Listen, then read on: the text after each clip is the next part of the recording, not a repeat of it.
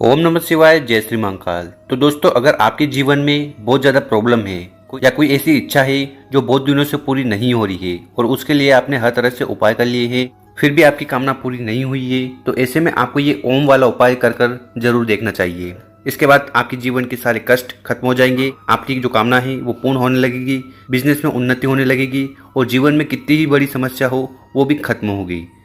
तो पूज्य गुरु जी की कथा को सुनकर ही ये उपाय बहुत अच्छे से समझाएंगे। उसके पहले इस वीडियो को लाइक कर दें और चैनल पर नए हो तो सब्सक्राइब जरूर करिएगा।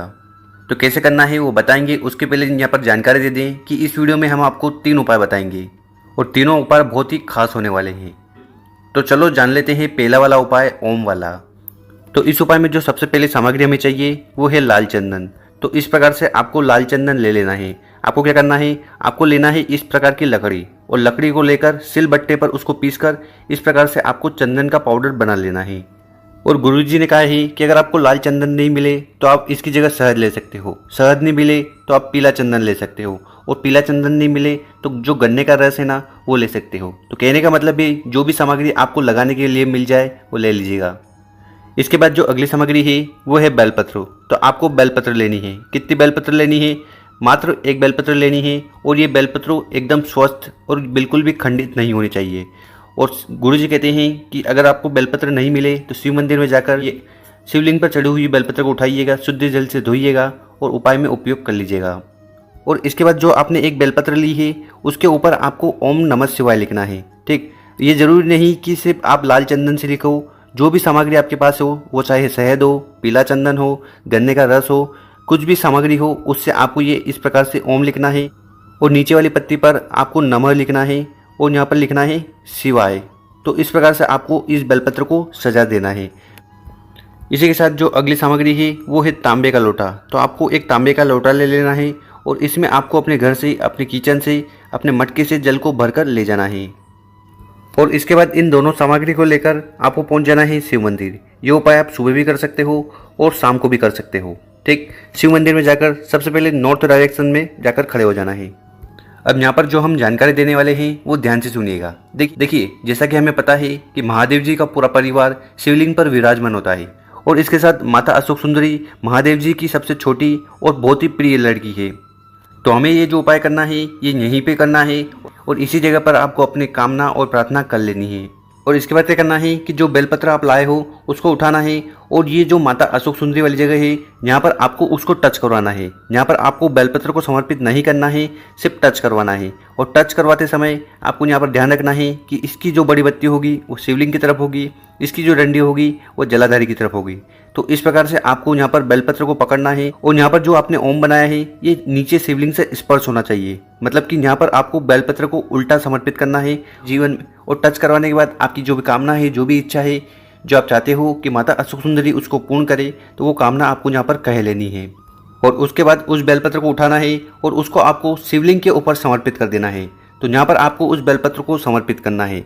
माता अशोक सुंदरी वाली जगह पर सिर्फ आपको स्पर्श करवाना है, अपनी कामना कह देना है। और जब भी आप शिवलिंग पर बेलपत्र चढ़ाएं, इसकी जो डंडी होगी जलाधारी की तरफ होगी और जो पत्ती होगी वो आपकी तरफ होगी। और यहाँ पर भी उल्टा बेलपत्र समर्पित होता है, तो आपको इस प्रकार से उल्टा बेलपत्र समर्पित कर देना है। और इसके बाद यहाँ पर आपको अपनी मन की कामना कह देनी है, या जो भी ऐसा कार्य है जो अटक रहा है, पूर्ण नहीं हो रहा है, माता लक्ष्मी का आपके घर में वास नहीं है या आपके कार्य पूर्ण नहीं हो रहे हैं, तो कैसी भी कामना है, कैसी भी समस्या है, उसका स्मरण कर कर आपको भोलेनाथ से प्रार्थना कर लेनी है। तो गुरुजी ने इस उपाय को करने का कोई दिन नहीं बताया है, तो जिस भी दिन आपकी समस्या है, कामना है, उसकी पूर्ति के लिए आपको ये उपाय कर लेना है। और इसके बाद जो भी पूजन पाठ आपको करनी है वो कर लीजिएगा। जल का लोटा लाए हो तो उसको आपको शिवलिंग के ऊपर समर्पित कर देना है, श्री शिवाय नमस्तुभ्यम का स्मरण करते हुए। तो ये था पहला उपाय। अब जान लेते हैं गुरुजी द्वारा बताया गया दूसरा उपाय। तो इस उपाय को क्यों करना है? तो इस उपाय को भी आपको खासकर मनोकामना पूर्ति के लिए करना है। आपकी कोई ऐसी इच्छा है जो बहुत दिनों से पूर्ण नहीं हो रही है तो आपको ये उपाय जरूर करना है। तो ये उपाय भी आपको 1 बेलपत्र के पत्ते से करना है। तो इस प्रकार से आपको 1 बेलपत्र ले लेना है और ये बेलपत्र कहीं से खंडित नहीं होना चाहिए। ठीक, और बेलपत्र के साथ जो अगली सामग्री है वो है तांबे का लोटा। तो आपको तांबे का लोटा ले लेना है और उस तांबे के लोटे में आपको अपने घर से जल भर लेना है। ठीक है, और इसके बाद क्या करिएगा कि ये जो बेलपत्री का पत्ता आपने लिया है इसको उठाकर आपको लेकर जाना है बेलपत्री के पेड़ के नीचे। जी हाँ, आपको जाना है बेलपत्री के पेड़ के नीचे और उसके बाद आपको बेलपत्री के पेड़ के नीचे बैठ जाना है। आप और जो बेलपत्री का पत्ता आप अपने साथ लाए हो उसको आपको वहाँ पर समर्पित कर देना है। समझ में आया? आपको बेलपत्री के पेड़ के नीचे बैठना है और जो पत्ता लाए हो उसको आपको बेलपत्री के पेड़ के नीचे समर्पित कर देना है जड़ में। यहाँ पर जब आप बेलपत्री का पत्ता समर्पित कर रहे होंगे तो उस समय आपको एक मंत्र बोलना है। मंत्र है नमः शिवाय।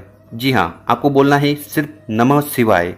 आपको ओम नहीं बोलना है, आपको बोलना है नमः शिवाय। तो इस प्रकार से इसको समर्पित कर दीजिएगा और आपके मन में जो भी कामना है, जो भी इच्छा है, वो कामना आपको वहाँ पर कह लेनी है।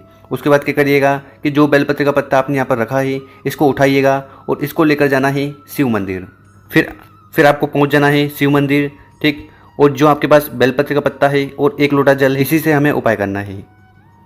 तो मंदिर में जाकर सबसे पहले आपको उत्तर दिशा की तरफ मुंह कर खड़े हो जाना है और इसके साथ गुरुजी ने जानकारी दी है कि ये उपाय आप किसी भी समय कर सकते हो। अगर आपको सुबह समय मिले तो सुबह चले जाइएगा, शाम को समय मिले तो शाम को चले जाइएगा। और इसके बाद जो बेलपत्र का पत्ता आपके पास है उसको आपको सबसे पहले शिवलिंग के ऊपर समर्पित कर देना है श्री शिवाय नमस्तुभ्यम का स्मरण करते हुए।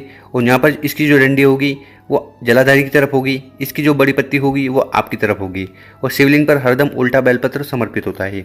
तो इस प्रकार से बेलपत्र समर्पित कर देना और यहाँ पर फिर आपको, और वो मंत्र है नमः शिवाय। जी हाँ, आपको क्या बोलना है? आपको बोलना है नमः शिवाय। यहाँ पर ओम का उच्चारण आपको नहीं करना है।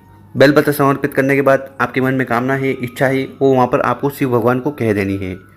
और इसके बाद आखिरी में आपको जो जल का लोटा है उसको भी शिवलिंग के ऊपर समर्पित कर देना है श्री शिवाय नमस्तुभ्यम का स्मरण करते हुए। और यहाँ पर जल को हमें बहुत ही स्लो समर्पित करना है ताकि हमारी जो कामना है वो कह लें और 11 बार श्री शिवाय नमस्तुभ्यम का स्मरण भी कर लें। तो गुरुजी ने कहा है कि जो भी व्यक्ति इस उपाय को किसी भी दिन कर लेता है, उसकी जैसी भी कामना है, इच्छा है, वो धन प्राप्ति को लेकर हो, नौकरी में वृद्धि हो, जीवन में समृद्धि हो, सारी कामनाएं, सारी इच्छाएं पूर्ण होती है। इसी के साथ अगर इस उपाय को आप किसी विशेष दिन करते हो तो आपको ज़्यादा लाभ देखने को मिलेगा। तो ये था गुरुजी द्वारा बताया गया दूसरा उपाय। अब जानते हैं तीसरा उपाय। तो इस उपाय के करने के बेनिफिट क्या है, फ़ायदे क्या हैं? देखिए, इस उपाय को आपको तब करना है जब आपको ऐसा लगे कि आपके घर में नेगेटिव एनर्जी बहुत है, मतलब कि घर में कुछ न कुछ परेशानी, कुछ न कुछ समस्या बनी रहती है, लड़ाई का माहौल रहता है, क्लेश पैदा रहता है। तो उसको दूर करने के लिए ये उपाय आपको जरूर करना है। तो यहाँ स्क्रीन पर आपको क्या दिख रहा है? पीला चंदन। तो इस प्रकार से आपको पीला चंदन लेना है, ठीक कहते हैं। और बहुत सारी माताएं बहनें कहती है कि हमारे घर में पीला चंदन नहीं है। अगर आपके पास पीला चंदन नहीं है तो आप अष्टगंधी जो आता है ना, वो ले सकते हैं। इसके साथ आपको लेनी है एक कटोरी, ठीक। कटोरी ले ली और इसके बाद जो पीला चंदन हमने आगे बताया था, ठीक है, उस पीले चंदन को आपको इस कटोरी में डाल देना है। इसके बाद इसके अंदर थोड़ा सा जल आपको डाल देना है और डालने के बाद अच्छी तरह से इसको घोल लेना है, अच्छी तरह से मिक्स कर लेना है। और इसी के साथ जो अगली सामग्री है वो है दुर्वा, ठीक है। इसको हम घास भी बोलते हैं। तो आपके घर के आसपास ये इजीली आसानी से मिल जाएगी, ठीक। और जब भी आप दुर्वा लें तो इस प्रकार से देसी दुर्वा लेनी है, ठीक है। और इस उपाय में आपको जरूरत होगी 7 दुर्वा की। तो आपको दुर्वा लेनी है और इस प्रकार से आपको 7 बंडल बना लेने हैं। और इसके साथ आपको लेना है एक तांबे का लोटा और इस तांबे के लोटे में आपको अपने घर से शुद्ध जल भर लेना है। फिर इन तीनों सामग्री को लेकर आपको पहुंच जाना है शिव मंदिर। और ये उपाय आप चाहो तो सुबह कर सकते हो और अगर आपको समय मिले तो शाम को कर सकते हो। तो सबसे पहले शिव मंदिर में जाकर उत्तर दिशा की तरफ खड़े हो जाना है और ये उपाय करना है। और इसके बाद क्या करना है कि आपके पास जो पीला चंदन है जिसका आपने लेपन तैयार किया था पानी डालकर, ठीक है, तो उस लेपन को उठाना है और ये जो माता अशोक सुंदरी वाली जगह है यहाँ पर अच्छे से लेपन कर देना है, ठीक। तो इस प्रकार से आपको उस पीले चंदन से अच्छे से लेपन कर देना है। और लेपन करते समय आपको श्री शिवाय नमस्तुभ्यम का स्मरण करना है। लेपन कर दिया, अब क्या करिएगा, और इसके साथ जो आप अपने साथ दुर्वा लाए थे उन दुर्वा को उठाना है और जहाँ पर आपने लेपन किया है वहाँ पर उन 7 दुर्वा को इस प्रकार से समर्पित कर देना है।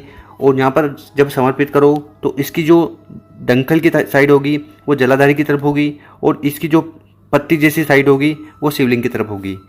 तो इस प्रकार से आपको यहाँ पर 7 दुर्वा उस चंदन के ऊपर समर्पित कर देना है।